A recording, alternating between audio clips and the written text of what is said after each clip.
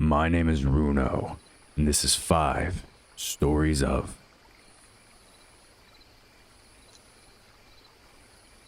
I don't know what to make of this, but I thought coming here and asking for your guys' opinion on this would help because I'm honestly terrified. I'm not giving any names because I don't know if it was a Skinwalker or not. So 4 days ago I went to a bonfire with a couple of my coworkers. It wasn't huge, just a small get together with about 7 other people. I knew everyone there. For the first hour it was super fun. Now this place was out in the woods, barely got any reception. We were about a mile from civilization, so if anything were to happen it would be pretty hard to get help.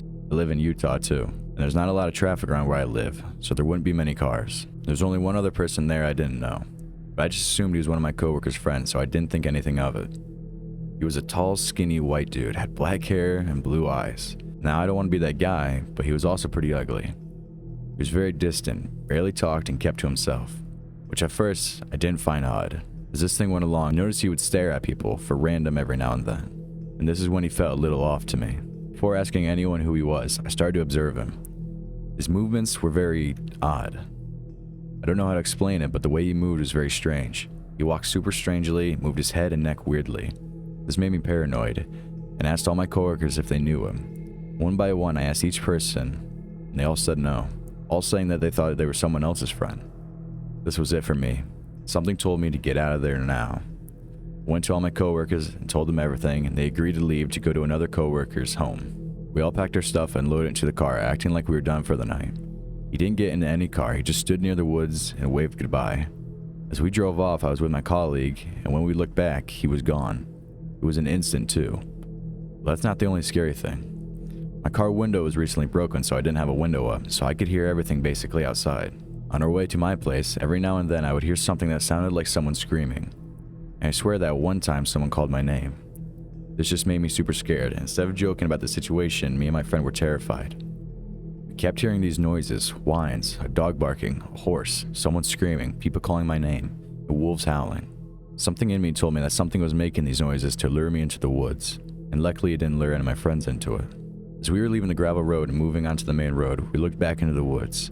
I was behind all the other cars, so I got a good view of something. I don't know what, running way faster than any human should run across gravel road. It was tall, skinny, it looked really pale. I booked it at that point, driving past all the other coworkers' cars. My friend in the passenger seat asked what's wrong. I couldn't speak though. It was like I was so terrified I just wasn't paying attention. I just drove, and I almost drove into the woods at one point. I only snapped out of it when one of my friends called, asking what the hell was wrong and what happened. I lied and told him everything was fine. He didn't believe me though, and he kept pushing it, but I kept lying. He eventually gave up and told me he would see me at my house. This made me terrified to go near any woods, and even scared to leave my house at some points. I'm terrified, and I think if my instinct wouldn't have kicked in and told me to leave, then I truly believe someone at that bonfire would have died. This happened when I lived in Arizona with my aunt, my uncle, my 2 sisters, and my aunt's boyfriend. My uncle, aunt, and her boyfriend went to work and wouldn't be home until about 1 a.m. At the house was my 7-year-old sister and my other 10-year-old sister. Really just relaxed and did her own thing until they got back. We lived in a bit not so good neighborhood, so I always made sure to keep everything locked at night. Time then later flies by now, and it's 11 p.m. I did my check around the house, made sure everything was locked, and then just chilled after that. My other sisters were asleep, and I just really stayed on my phone. At the time, I was always up, mainly watching YouTube videos. Then heard a knock on the door.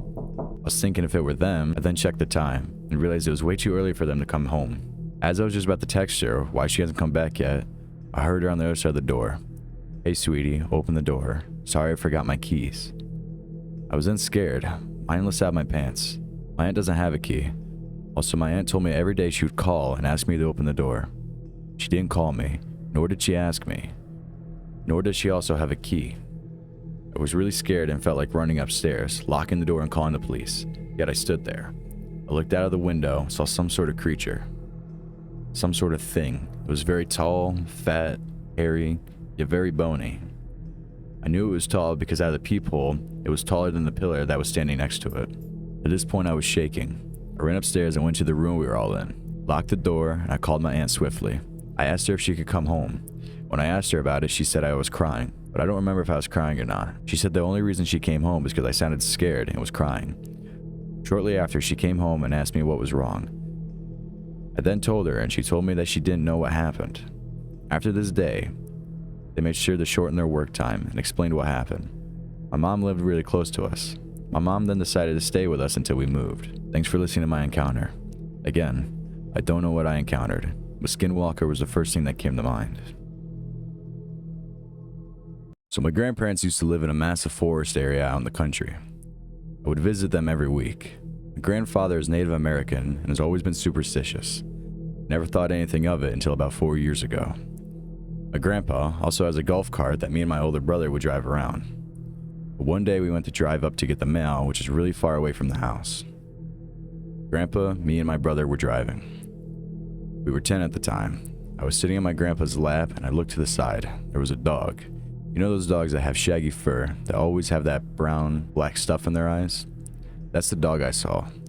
But when I saw its eyes, there looked to be no sound behind them. I was shook. My grandpa saw it too. Without even a warning, he stomps my brother's foot on the pedal, making him go as fast as possible.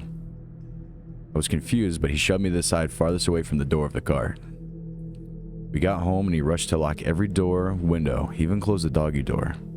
He shuts the blinds and covers the peephole of the window, even with tape.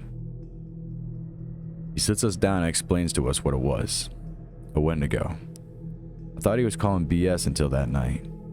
I share a room with my brother, but about 2 hours in the night, me and my brother wake up to my aunt knocking on the window, asking us to let her in. The thing is, she died a month before that. So me and my brother were horrified. We rushed to my grandpa's room and tell him. He runs to a cabinet and grabs his phone. He calls some friends, and we end up just leaving, going to a small town to spend the night.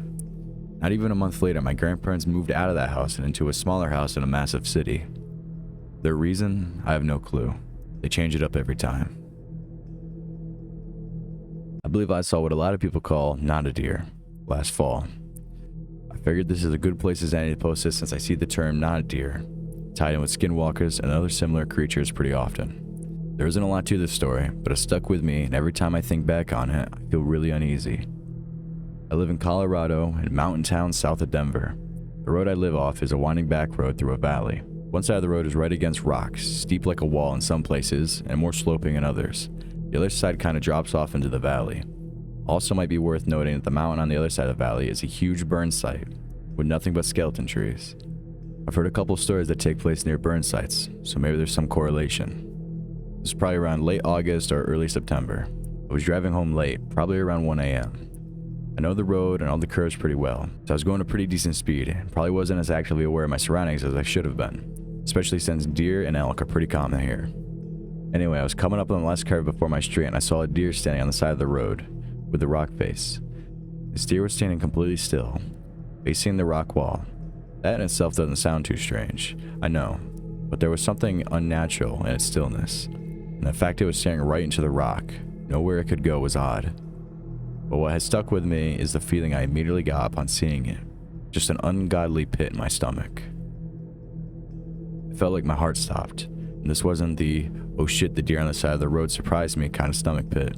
This was an absolute feeling of dread. It almost seemed like there was something just off about the deer. For the life of me, I can't picture it in my head or pinpoint what it was, but something proportion-wise was wrong. Like maybe its legs were a little too long or its torso was stretched out. I'm not sure. I didn't have time to really react other than just slow down a bit. I just kept driving. As I rounded the curve, I could literally not take my eyes off the rearview mirror. And the thing didn't move at all.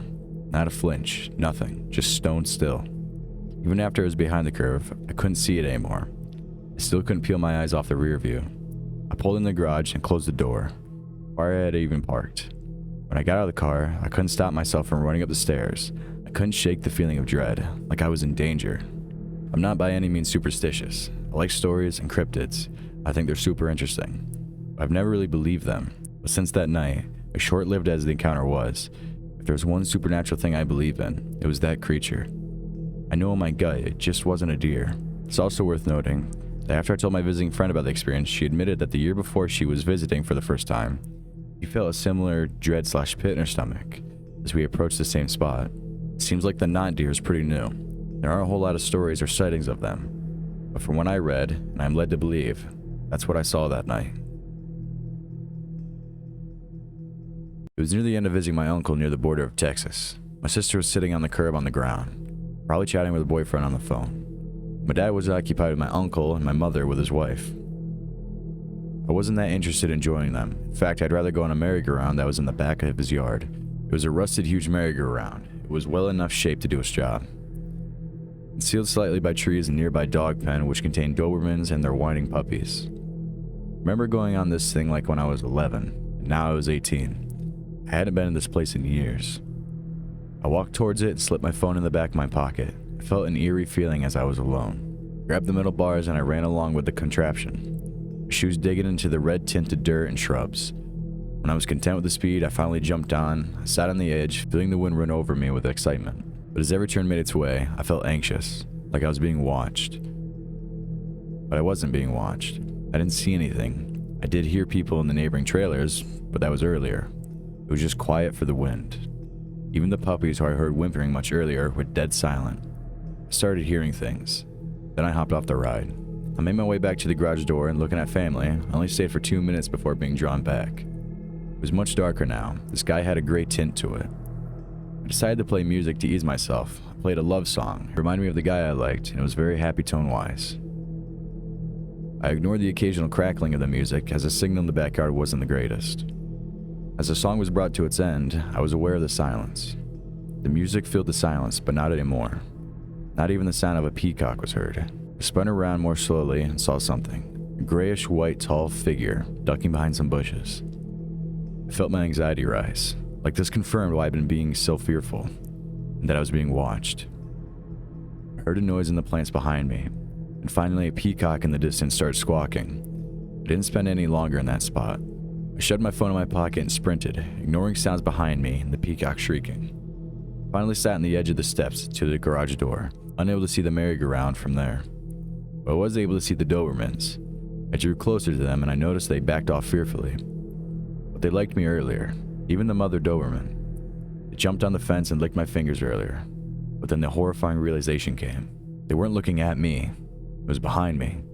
I turned around but saw nothing. I backed off to sitting on the steps watching the Dobermans. And I started texting my friend the whole ordeal. He told me it was nothing, just some animal, even joking it was the chupacabra. However, the guy I liked told me to be wary, to get away from there. I glanced over at the dogs. The mother watched over me. I should have been heading back to the truck. But I felt something pulling me towards the merry-go-round, and I started walking closer. I was in a video call with my friend, 1 foot over the other, but I was hesitant. I wasn't sure if I wanted to listen to my friend and show him the merry-go-round. The sound of my mother's voice broke me out of the trance. I made my way back to my family.